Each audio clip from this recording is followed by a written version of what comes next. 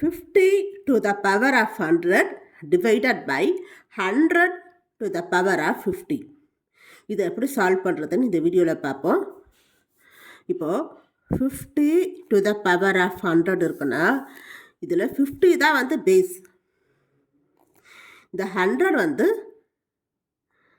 Exponent. மேலே இருக்கிறதுக்கு வந்து பேஸ் வந்து 50 வந்திருக்கு, கீழே இருக்கிறதுக்கு பேஸ் வந்து 100 வந்திருக்கு. சரியா?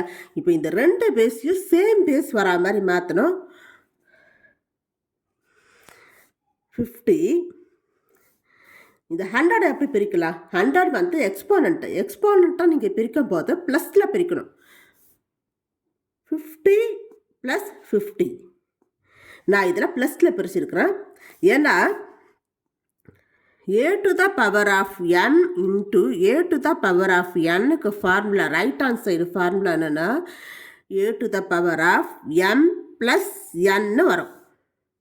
இதுவும் அதே மாதிரி தான் வந்திருக்கு. ரைட் ஹேண்ட் சைடு ஃபார்முலா படி வந்திருக்கு a to the power of m plus n. இப்போ ரைட் ஹேண்ட் சைடு படி வந்ததுன்னா நம்ம லெஃப்ட் ஹேண்ட் சைடு ஃபார்முலா படி இதை நம்ம மாற்றிட்டு சால்வ் பண்ணலாம். அதனால தான் எக்ஸ்போனண்ட்டை நீங்கள் பிரிக்கும் போது ப்ளஸில் பிரிக்கணும். Divided by 100. பேஸ் வந்து 100. இந்த பேஸ் எப்படி பிரிக்கணும்னா மல்டிப்ளிகேஷனில் பிரிக்கணும்.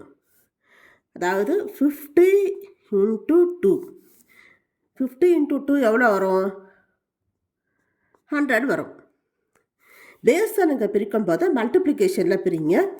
அப்புறம் இந்த எக்ஸ்போனண்ட் அடுத்து அப்படியே போட்டுக்கோங்க 50. ஏன் நான் இதை மல்டிப்ளிகேஷனில் பிரிக்க சொல்கிறேன்னா இதுவும் ஃபார்முலா படி தான். என்ன ஃபார்முலானா a × b to the power of n.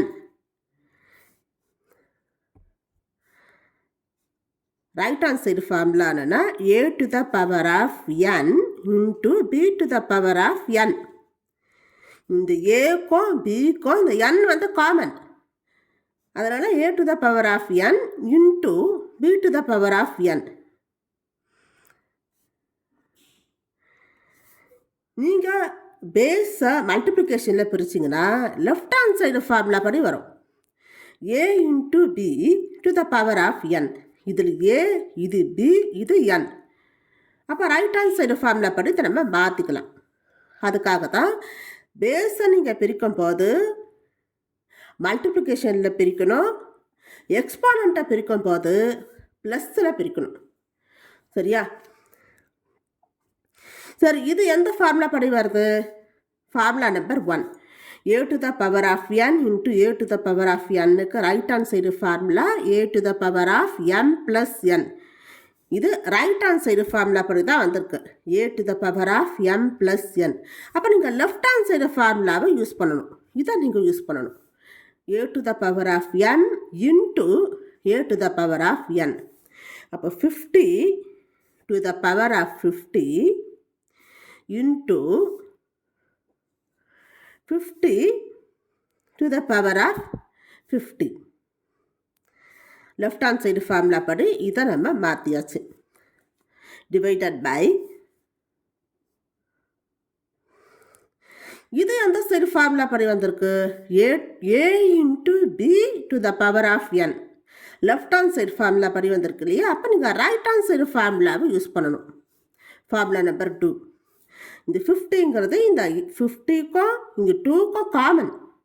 அப்போது 50 to the power of 50 into 2 to the power of 50. a to the power of n into b to the power of n. இது a, இது b, இதுதான் n. சரியா? இப்போ பாருங்கள், இங்கே base 50யும் இங்கேயும் base 50யும் காமனாக வந்துருச்சு. அது மட்டும் இல்லாமல் எக்ஸ்போனண்ட்டும் சேமாக வந்துருச்சு. அப்போ இதையும் கேன்சல் பண்ணிடலாம். இருக்கிறது என்னது? 50 to the power of 50 divided by 2 to the power of 50. இப்போ 50 வந்து பேஸு, இங்கே வந்து 2 வந்து பேஸாக இருக்கு. இந்த 50யை 2 பேஸ்க்கு வரா மாதிரி மாற்றணும். நான் அடிக்கடி ஏற்கனவே சொல்லிட்டேன், நீங்கள் பேஸை நீங்கள் பிரிக்கிறீங்கன்னா மல்டிப்ளிகேஷனில் தான் பிரிக்கணும்னு சொல்லிட்டேன். அப்போ இந்த 50யை மல்டிப்ளிகேஷனில் வர மாதிரி எப்படி பிரிக்கலாம்?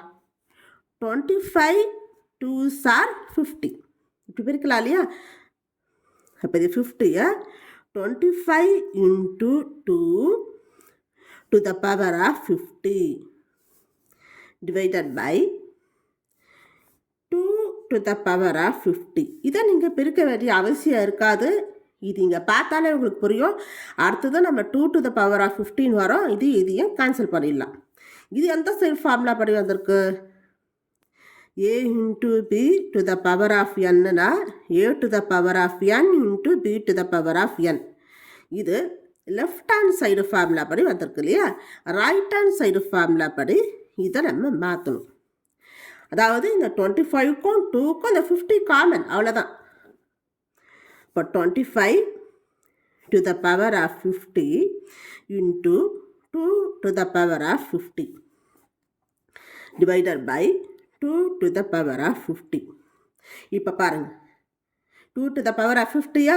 இங்கேயும் 2 to the power of 50. அப்போ இதையும் கேன்சல் பண்ணிடலாம். அப்போ இருக்கிறது என்னது? 25 to the power of 50. இப்போ இந்த 25 எப்படி பிரிக்கலாம்? இதுவும் பேஸ் தான் இல்லையா? இந்த பேஸ் எப்படி பிரிக்கலாம்? 25யை